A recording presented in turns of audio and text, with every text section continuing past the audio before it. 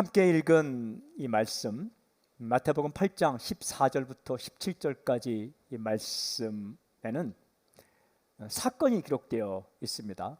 이야기의 내용이 무엇인가? 하나는 베드로의 장모를 고치시다 라는 사건이고, 다른 하나는 많은 사람을 고치시다, 이런 사건입니다. 그러니까 마태가 전해주는 이 이야기의 핵심은 무엇인가? 예수님의 이야기입니다. 예수님께서 그렇게 베드로의 장모를 고쳐주셨고, 예수님께서 많은 사람을 고쳐주셨다라고 우리에게 전해주는 거죠. 예수님께 집중하면서 오늘 이 본문을 읽어갈 때 우리는 예수님에 대해서 중요한 메시지를 한 가지 듣게 됩니다. 그것은 못 본 채 하지 않으시다라는 거예요. 예수님은 아프고 힘든 사람을 못 본 채 하지 않으셨습니다. 보셨어요. 그리고 그들을 고쳐주셨습니다. 이게 사랑이라는 겁니다. 이분이 바로 우리의 주님 예수입니다 라고 전해줍니다. 저는 오늘 이 시간 못 본 채 하지 않으시다, 이 한 가지에 딱 초점 맞추어서 마태가 전하는 이야기의 선을 따라서 말씀을 묵상하길 원합니다. 딱 한 가지입니다. 못 본 채 하지 않으시다. 14절을 같이 한번 읽어볼까요? 14절입니다. 함께 시작. 예수께서 베드로의 집에 들어가사 그의 장모가 열병으로 앓아 누운 것을 보시고. 14절은 예수께서라는 구절로 시작합니다. 그러니까 짧은 구절이지만 예수님이 어떻게 행동하셨는가를 우리에게 전해주는 거죠. 그래서 이 구절에서 가장 중요한 핵심 단어가 무엇일까? 맨 마지막에 있는 바로 이 단어입니다. 보시고. 예수님께서 보셨다라는 거예요. 누구를 보셨습니까? 무엇을 보셨습니까? 이렇게 기록되어 있습니다. 베드로의 집에 들어가사 그의 장모가 열병으로 앓아 누운 것을. 그러니까 베드로의 집에 들어가셔서 베드로의 장모가 열병으로 앓아 누운 것을 보셨다라고 기록을 하는 거죠. 어떻게 하셨습니까? 예수께서 어떻게 하셨어요? 이어지는 15절 이렇게 기록되어 있습니다. 그의 손을 만지시니 열병이 떠나가고 여인이 일어나서 예수께 수종들더라. 고쳐주셨습니다. 그냥 보시고 나서 본척만척 못 본 채 하지 않으시고 그의 병을 고쳐주셨습니다. 여러분, 예수님은 당신의 아픔과 슬픔을 보십니다. 보시고 나서 그냥 못 본 채 하시지 않고 그 아픔과 슬픔을 고쳐주십니다. 오늘 이 이야기를 조금 더 살펴보도록 하겠습니다. 오늘 이렇게 본문을 읽어오면 베드로에 대해서 중요한 한 가지 사실을 알 수 있죠. 베드로는 결혼하였다라는 거예요. 결혼했으니까 장모가 있는 거죠. 그런데 그의 집이 어디에 있었는가? 가버나움에 있었다라는 거예요. 근데 그의 집이 예수님께서 갈릴리에서 사역하실 때에 예수님과 제자들이 묵는 아지트 역할을 했다라는 겁니다. 예수님 원래 집이 없으셨는데 베드로의 집에서 먹고 자고 제자들과 함께 휴식을 했다라는 사실이죠. 그래서 그 집에 베드로의 장모도 함께 살았는데 예수님께서 그 베드로의 장모를 보게 되었다. 짧은 구절이지만 이 베드로의 장모가 열병에 걸려 있었다라고 기록을 합니다. 열병은 팔레스타인 지방에서 아주 고열이 나는 병은 대표적인 게 두 가지입니다. 하나는 장티푸스고 하나는 말라리아입니다. 특별히 이 가버나움이 있는 지역은 습지대이기 때문에 학질 모기가 많았습니다. 그래서 특별히 말라리아에 걸리는 사람이 굉장히 많았어요. 말라리아는 막 몸이 춥고 으슬으슬 한축이 나는 거예요. 벌벌 떨리고, 그리고 고열이 나는 것, 굉장히 못된 병입니다. 아픈 거예요. 이러한 병에 걸려 고통스러워한 사람을 예수님께서 못 본 척 하지 않으셨다라는 거예요. 저는 이 말씀을 좀 묵상할 때에 참 따뜻하게 느껴지는 게 한 가지 있더라고요. 그것은 예수님께서 인간적인 연결고리를 무시하지 않으셨다라는 거예요. 이게 베드로의 장모라고 이렇게 기록하지 않습니까? 예수님께서 베드로를 만났죠. 베드로를 제자로 불렀죠. 시몬과 안드레 형제를 제자로 불렀지 않습니까? 그래서 그 집에 가서 거하게 되었습니다. 그런데 베드로의 장모가 아파 누워 있을 때에 예수님은 베드로의 장모라는 이 연결, 인간적인 연결고리를 무시하지 않고 그의 장모를 고쳐주셨다. 어떤 일이 일어났을까요? 베드로의 장모는 그냥 내 사위의 주님, 내 사위의 선생님, 그냥 내 사위의 메시아라고 알고 있다가 은혜를 체험한 이후에 이 베드로 장모는 나의 주님으로 고백하게 되는 거죠. 예수님께서 이런 방법을 참 많이 사용하신다라는 거예요. 주님께서 사람을 부르시거나 또 사람에게 역사를 일으키실 때에 가까운 사람을 사용할 때가 참 많이 있습니다. 식구 때문에 예수님 믿는 경우가 굉장히 많아요. 아내 따라왔다가 남편이 예수님 믿는 경우가 굉장히 많죠. 뭐 하나 지켜보다가 예수님 믿는 경우가 있습니다. 부모 때문에 자녀가 예수님 만나는 경우가 있습니다. 친구 따라갔다가 집회에서 은혜 받고 선교사로 파송되는 경우도 굉장히 많습니다. 한 번은 부산에서 집회할 때에 중고등학생 500명이 모여 있더라고요.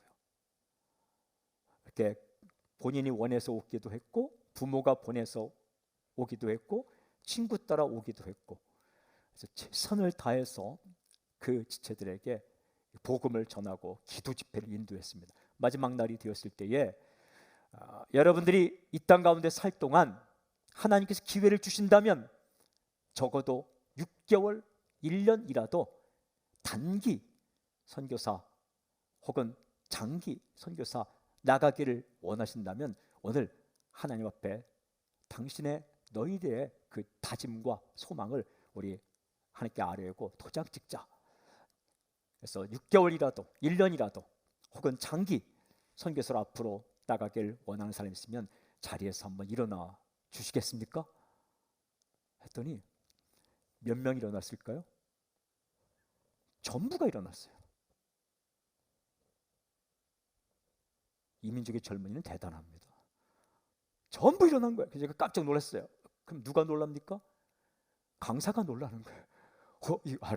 얘들이 이해한 걸까? 다시 앉으라고. 다시 앉으세요. 앉으세요. 그리고는 내가 분명히 얘기하는데 여러분들이 장기 선교사로 나가든 아니면 단기로 당신의 인생의 한 토막을 내어서 황금 시기를 혹은 6개월 1년이라도 선교사로 나가기를 헌신하는 사람은 이제 일어나라고 그랬더니 두 번째는 몇 명 일어났을까요? 다 일어났어요. 눈물 나더라고요. 근데 그 가운데는 정말 원해서 온 친구들도 있지만 부모님께서 이제 방학이 되었으니까 수련회로 보낸 아이들도 있고 친구 따라온 아이들도 있고 이러저러한 이유로 왔는데 하나님께서 정말 놀랍게 역사하실 때에 그들의 가슴 가운데 불이 임해서 선교사로 나가는 것보다 중요한 게 그들이 주님을 인격적으로 내 주님으로 고백하며 열심을 내었다는 거죠. 사람이 참 희한해요. 별로 주님에 대해서 알지 못하던 사람인데 아내를 통해 부모를 통해 혹은 친구를 통해 어떤 계기를 통해 주님께 나아가게 되는데 이 예수님은 이러한 인간적인 연결고리를 무시하지 않고 즐겁게 사용하신다는 겁니다. 저는 말씀을 또 묵상하며 나아가기 전에 당신의 인생을 축복합니다. 당신을 통하여 누군가가 주님께 나아오는 놀라운 사건이 있기를 저는 선포합니다. 복의 통로로 쓰임받는 거예요. 다시 이제 예수님의 행동에 좀 초점을 맞추겠습니다. 초점 맞춰보면 예수님은 그의 아픔을 못 본 채 하지 않으셨다. 그런데 제가 말씀을 읽다가 이날 이 하루 동안 예수님께서 어떤 스케줄을 따라 사셨을까 궁금증이 생겼어요. 그래서 마태복음을 다시 읽고 동일한 사건을 기록하는 마가복음을 읽고 하루의 스케줄을 정리해 봤어요. 이 마태복음 8장 14절부터 17절까지 기록된 이 마태복음 8장 14절 앞에는 백부장의 하인을 집에 오시다가 말씀으로 고쳐주는 사건이 있습니다. 그리고 이 베드로의 장모의 열병을 고쳐주는 이야기가 마가복음 1장 21절부터 31절까지 기록되어 있는데 그날 오전에 어떤 일이 있었는가가 굉장히 자세하게 마가복음에 기록되어 있어요. 제가 읽어볼게요. 마가복음 1장 21절부터 31절까지입니다. 그들이 가버나움에 들어가시니 베드로의 집이 있는 가버나움에 들어가시니 예수께서 곧 안식일에 회당에 들어가 가르치심에 무사람이 그의 교훈에 놀라니 이는 그가 가르치시는 것이 권위 있는 자와 같고 서기관들과 같지 아니함일러라. 마침 그들의 회당에 더러운 귀신 들린 사람이 있어 소리질러 이르되, 귀신은 더럽습니다. 그러니까 귀신 들린 사람을 만나면 영혼이 굉장히 힘들어지는 거죠. 만남에 소리질러 이르되, 나사렛 예수여, 우리가 당신과 무슨 상관이 있나이까? 우리를 멸하러 왔나이까? 나는 당신이 누구인 줄 아노니 하나님의 거룩한 자니이다. 예수께서 꾸짖어 이르시되, 잠잠하고 그 사람에게서 나오라 하시니 더러운 귀신이 그 사람에게 경련을 일으키고 큰 소리를 지르며 나오는지라. 다 놀라 서로 물어 이르되, 이는 어찌미냐? 권위 있는 새 교훈이로다. 더러운 귀신들에게 명한즉 순종하노다 하더라.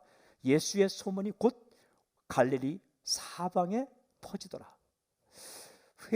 회당에서 나와 곧 야고보와 요한과 함께 시몬과 안드레의 집으로 들어가시니, 이제 베드로의 집으로 들어가시는 겁니다.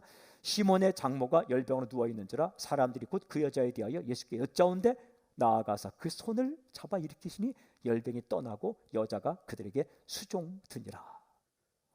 마가복음을 읽어보고 마태복음 8장 14절 이전의 상황을 읽어보면 예수님의 그날 하루의 스케줄을 이렇게 정리할 수 있습니다. 첫 번째는 그날은 안식일이었습니다. 안식일은 쉬는 날이에요. 노동을 그치고 쉬는 날. 예수님께서는 그날 쉴 수가 없으셨어요. 두 번째 보면 회당에서 가르치셨다. 가르치는 것은 기쁨입니다. 누군가를 가르치는 것은 굉장한 기쁨이에요. 그런데 에너지가 굉장히 쓰이는 노동입니다. 집중해야 가르칠 수 있는 거죠. 예수님은 그냥 대충 가르치지 않았겠죠. 정말 전심을 다해. 사람들이 깜짝 놀랐지 않습니까? 가르치는 것이 권위 있는 자와 같았다. 그러니까 허튼 소리 하지 않고 집중해서 성의를 다해, 사랑을 다해 사람들을 가르치셨죠. 이게 정신적인 육체적인 에너지가 굉장히 사용되는 게 가르치는 거예요. 제가 이렇게 기억해 보면 저녁 시간에 먹은 저녁이 소화가 가장 잘 될 때가 언제냐 하면 집회를 할 때입니다. 저녁을 잔뜩 먹고 집회를 한 3시간, 4시간 찬양하고 들고 뛰고 기도하고 설교 1시간 하고 통성으로 기도하고 하면 끝나면 굉장히 놀라운 사건, 배가 고파요. 그게 에너지가 굉장히 많이, 배가 고파서 이제 짐을 정리하면 가서 야식을 먹죠. 잔뜩 먹으면 또 배가 부르지 않습니까? 소화를 시켜야 되지 않습니까? 그러면 차 라이트를 켜놓고 축구를 했어요. 그럼 또 배고프죠. 그럼 야식집에 가서 또 라면을 또 사 먹죠. 그럼 또 배부르니까 소화를 시켜야 되겠죠. 그러다가 새벽 5시까지. 근데 이 가르치고 설교하고 사람들이 영혼을 돌보고 뭔가를, 천국의 비밀을 알려준다는 게 굉장한 기쁨이요 즐거움이요, 하지만 육체적으로는 힘이 나다가도 어느 순간 굉장히 이 몸이 에너지를 많이 쓴다는 거예요. 예수님께서 오전에 회당에서 가르치셨고, 그 다음에 세 번째는 귀신 들린 사람을 고쳐주셨다. 말씀드렸어요. 귀신은 더러운 존재입니다. 귀신 들린 사람을 만나면 굉장히 긴장이 되고, 물론 내쫓긴 하지만은 굉장히 귀신 들린 사람들을 보면 에너지가 많이 사용됩니다. 당장 나가는 귀신 들린 사람도 있지만은 어떤 귀신은요 1시간 대화하다가 나갑니다. 이런저런 얘기도 하고, 대구 가서 한번 집회하는데 귀신 들린 사람이 제가 나갈지어다니까 한 번에 안 나가고 깔깔깔 웃으면서 뭐 대화를 하더라고요. 나는 너보다 오래전에 있었어, 뭐 이렇게 하는 거예요. 생각하니까 나보다 오래전에 있긴 있었더라고요, 귀신이. 그래서 그래, 나 알아, 그거 알아. 나보다 오래전에 내가 있었지. 그러니까 나가. 한참을 1시간 하는데 알았어, 나갈게 하고 1시간 만에 나가더라. 근데 그 자매가 국문학을 전공해서 얼마나 말을 잘하는지 몰라요. 말이 막 청산유수처럼 굉장히 에너지가. 그리고 나서 다시 집회하려다 보니까 힘은 나고 기쁨이 있지만 육체적인 에너지는 좀 빨리 끝내고 쉬고 싶다, 이런 생각도 들더라고요. 기쁨이 있지만 육신적으로 오시다가 그냥 오시지 않고 백부장을 만나죠. 8장 14이전에 보면 그래서 하인을 고쳐주시죠. 그리고 이제 베드로의 집으로 돌아오신 겁니다. 턱 왔는데 그 집에 사람들이 찾아와서 베드로의 장모가 열병에 걸렸다 얘기해 주는 거예요. 모르면 그냥 지나갈 텐데 알면서 그냥 지나갈 수 없잖아요. 여러분, 보이는 게 영성입니다. 보이는 게 은혜예요. 들리는 게 은혜입니다. 들을 수 있는 게 영성이에요. 아픈 사람, 힘든 사람, 어려운 사람, 그 처지가 보이는 게 부담일 수도 있겠지만 그게 은혜예요. 그 보이면서부터 주님의 사랑을 베풀 수 있는 거죠. 예수님 귀에 들렸어요. 장모가 열병을 아프다. 그리고 예수님께서 보셨어요. 그리고는 그를 고쳐주셨습니다. 그러면 그날 하루의 일과가 다 끝났는가? 그렇지 않더라고요. 오늘 우리가 읽은 마태복음 8장 말씀을 읽어보면 14절, 15절 베드로의 장모를 고쳐주는 사건 이후에 16절과 17절이 이렇게 기록되어 있어요. 같이 한번 읽어볼까요? 8장 16절, 17절 크게 읽겠습니다. 시작. 저물매 사람들이 귀신 들린 자를 많이 데리고 예수께 오거늘 예수께서 말씀으로 귀신들을 쫓아내시고 병든 자를 다 고치시니 이는 선지자 이사야를 통하여 하신 말씀에 우리의 연약한 것을 친히 담당하시고 병을 짊어지셨도다 함을 이루려 하심이더라. 저물매라고 시작해요. 날이 저물었다. 무슨 뜻입니까? 밤이 왔다라는 거예요. 낮이 가고 밤이 왔다. 그러니까 무슨 뜻입니까? 쉴 때가 되었다. 잘 때가 되었다. 근데 유대 사람들은요, 하루의 시작이 언젠가 저녁 6시입니다. 저녁 6시부터 다음날 저녁 6시까지가 하루입니다. 안식일은 그래서 금요일 저녁부터 토요일 저녁까지죠. 이날은 아마 이제 토요일 저녁 안식일이 끝나는, 저물었다는 것은 또 하나 의미가 뭐냐면 쉴 때가 되었다는 의미도 있지만 안식일이 끝났다라는 겁니다.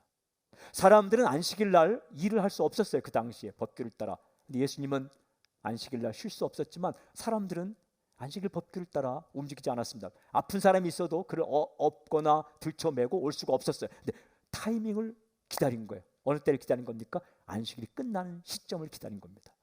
예수님에 대한 소문을 들었어요. 주님께 나아가야 되겠다. 그리고는 안식일이 끝나자마자 그 아픈 사람을 들쳐매고 예수께 나온 거예요. 그러니까 이 시간은 저녁 6시가 아니라 6시부터 출발했으니까 뭐 7시, 8시 좀 늦은 밤이 된 거죠.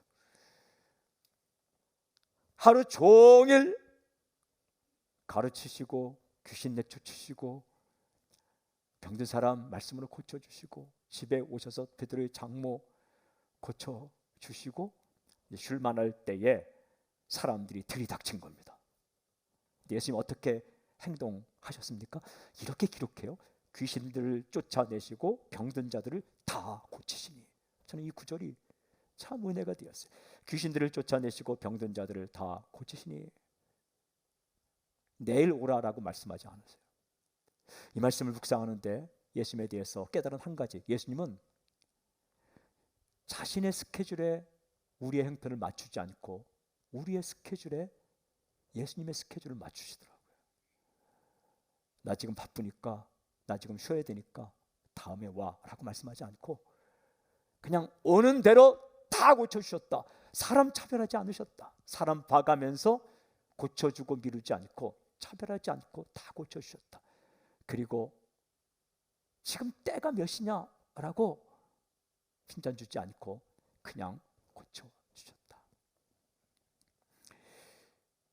이 모습을 바라보던 마태는 마태복음을 기록하면서 이 예수님의 못 본 채 하지 않으시고 그냥 오는 대로 다 고쳐주시고 사랑으로 베푸시는 이 예수님의 행동을 보면서 구약의 예언의 말씀이 생각이 났습니다. 그래서 이사야 53장을 인용하면서 이렇게 기록합니다. 우리의 연약한 것을 친히 담당하시고 병을 짊어지셨도다.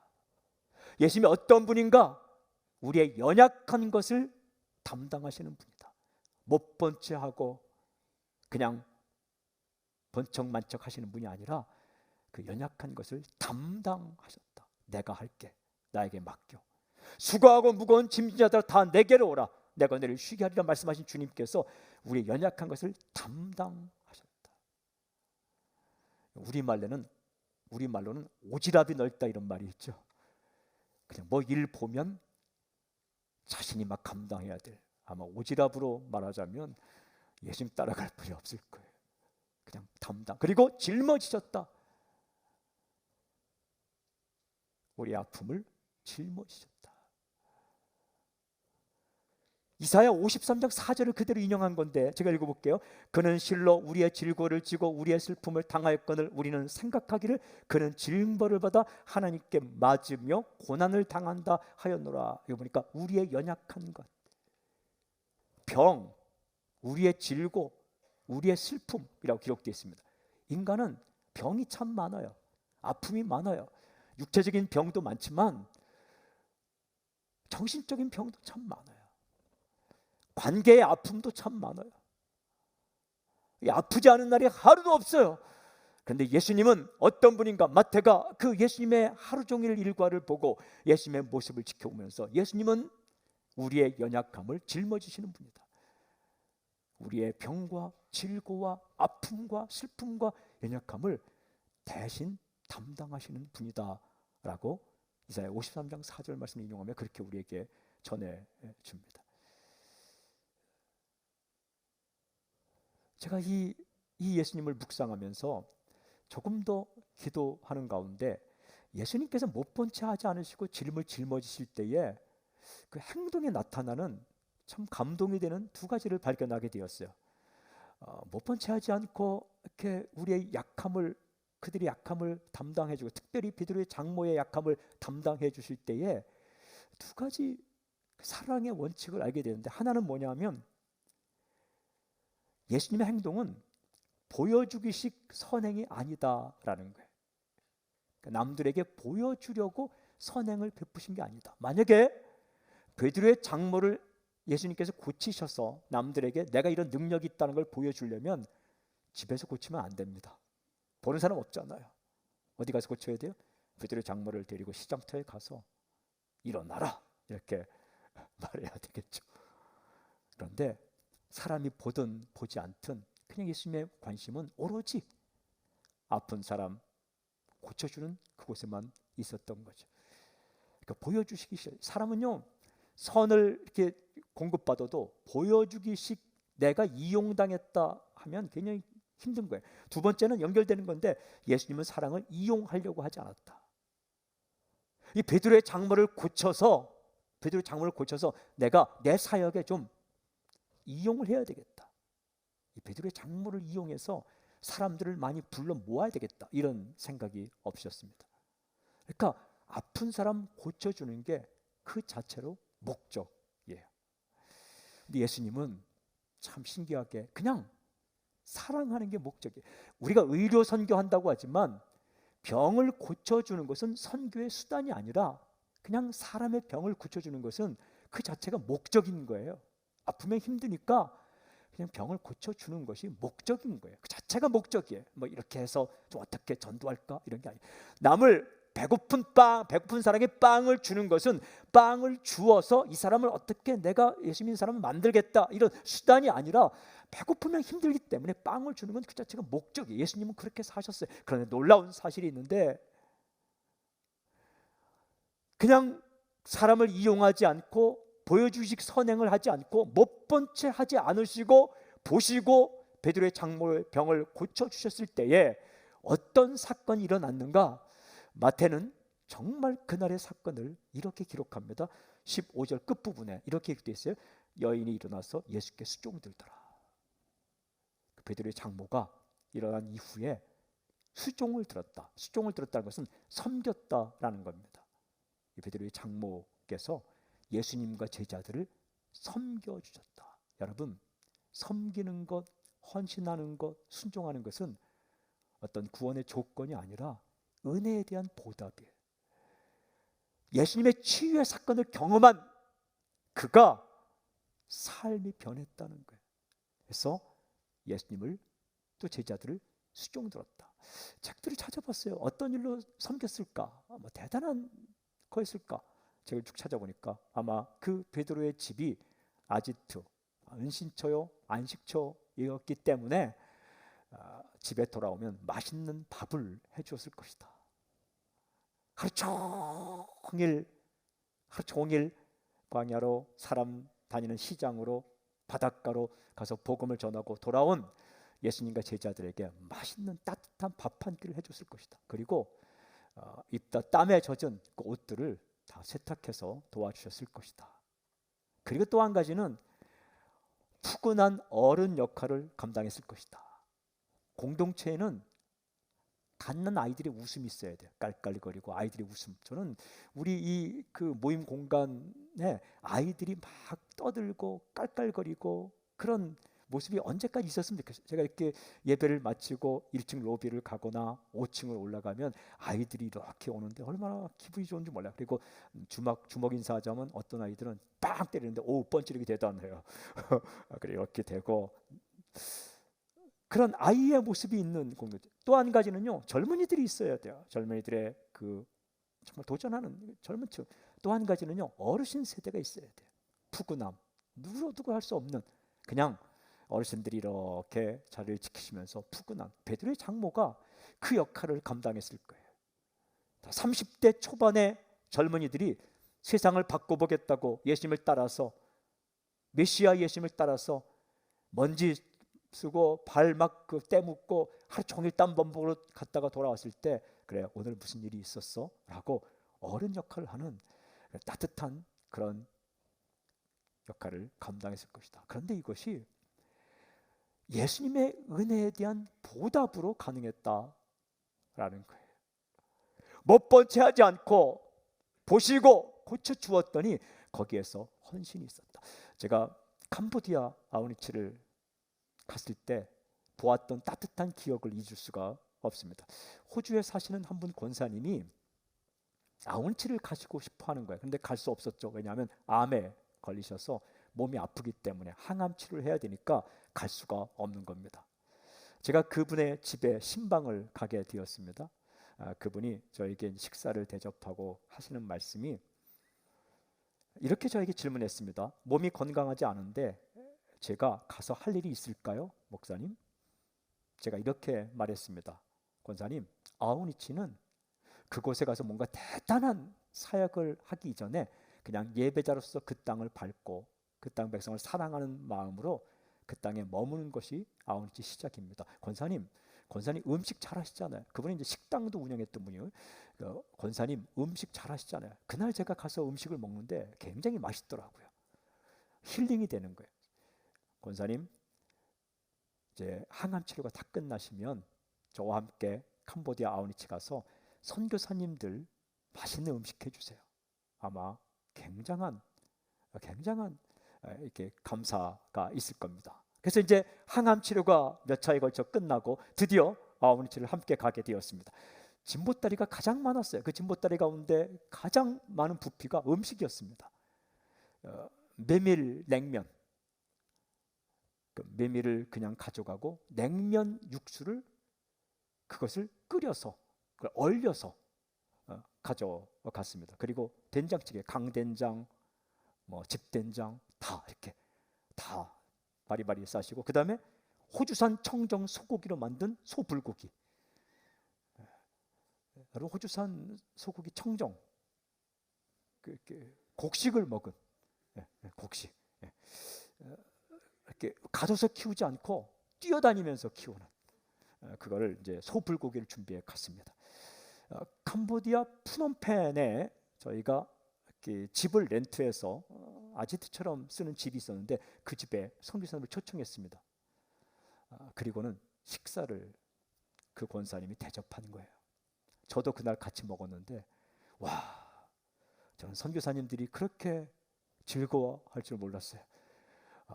그날 그 식사 시간만큼은 저는 거들떠보지도 않더라고요. 권사님 해주시는 된장찌개와 불고기와 그 다음에 메밀냉면 그 더운 그 열대지방에서 시원한 메밀냉면 드시면서 굉장히 즐거워하셨어요. 그리고는 집으로 가실 때에 이분도 그냥 빈손으로 보내지 않고 그 소불고기, 호주산 청정 소고기로 만든 소불고기를 10kg씩 1인당 한 가정당 다 1kg이겠지라고 생각하시면 아닙니다. 10kg 정확합니다. 10kg씩 이렇게 다 해서 얼려서 가져가게 했습니다. 베트남에서 오신 분도 있었는데 호치민에서 푸놈펜까지가 버스로 6시간 혹은 7시간 걸립니다. 그분이 6시간 7시간 가도 녹지 않을 만큼 꽝꽝 얼려서 그것을 주었습니다. 나중에 들어보니까 베트남 호치민까지 갔는데 다 싱싱해서 얼마나 맛있게 먹었는지 모르겠다. 섬김이라는 게 그런 거예요. 헌신이라는 게 그런 거예요. 교육받아서 하는 게 아니라 주님의 은혜에 대한 보답으로 하는 거예요. 주님의 치유의 역사에 대한 경험에서 하는 겁니다. 예수님께서 몇 번째 하지 않으시고 그 바쁜 하루 일정 속에서도 귀찮다고 여기지 않으시고 그냥 아픈 한 사람 지나치지 않고 보시고 고쳐주시고 치유하시고 사랑하신 그 사랑이 한 사람을 바꾼 거죠. 사랑하는 여러분, 사람은 다 아픈 부분이 있습니다. 당신도 마찬가지입니다. 육체적으로 아픈 부분, 정신적으로 아픈 부분, 관계적으로 아픈 부분. 이 관계가 깨어지고 아프면 얼마나 힘들지 몰라요. 그리고 죄의 아픈 부분이 있습니다. 예수님을 믿다 보면 이 죄의 부분에 대해서 아픈 부분이 있습니다. 그 부분이 있다면 사랑하는 여러분, 끙끙 앓지 마시고 우리의 아픔과 질고와 병과 연약함을 짊어지시는 예수님께 가지고 나오십시오. 그리고 털어놓으세요. 만져주십시오. 역사해 주십시오. 여러분, 주님은 못 본 채 하지 않습니다. 역사하십니다. 반드시 역사하십니다. 그리고 주님의 역사를 경험하는 사건이 일어나게 될 것입니다. 주님의 은혜를 경험하는 사건이 있을 것입니다. 모든 조건이 완벽하면 주님께 내어놓을 수 있는 것도 없고 주님의 사랑을 경험할 수 있는 사건도 없겠지만 우리 아프기 때문에, 연약하기 때문에, 질고가 있기 때문에, 슬픔이 있기 때문에 그것들을 가지고 주 앞에 나아갔을 때 회복시키는 것을 경험하며 우리 인생은 조금씩 달라지는 거예요. 그러니까 제자로서의 훈련의 핵심은 우리의 부족한 부분, 아픈 부분을 내어놓고 치유받은 것만큼 제자로서 만들어져 가는 겁니다. 저는 오늘 이 말씀을 통해서 두 가지를 선포합니다. 아멘 하십시오. 첫 번째, 당신에게 베드로의 장모가 낳는 것처럼 예수님께서 못 번지 않으시고 보시고 고쳐주심으로 회복되는 사건이 오늘 당신의 인생 가운데, 가정 가운데 일어날지어다.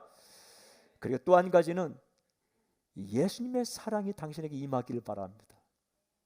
아프고 힘들고 어렵게 살아가는 사람들 보았을 때에, 보여주실 때에, 보일 때에 눈 감지 마시고 못 본 채 하지 마시고 나의 시간과 물질과 기도와 사랑을 베풀 수 있는 당신의 인생이 되길 바랍니다. 그럼 그 끝자락에서 사람이 변하고 그 끝자락에서 그 사람이 내가 전하는 예수님이 아니라 자신의 예수님으로 영접하게 되는, 경험하게 되는 놀라운 역사가 있을 것이에요.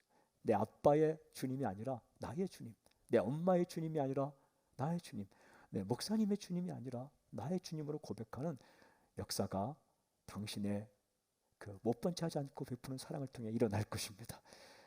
그렇게 행하실 주님을 찬양합니다. 할렐루야. 아멘.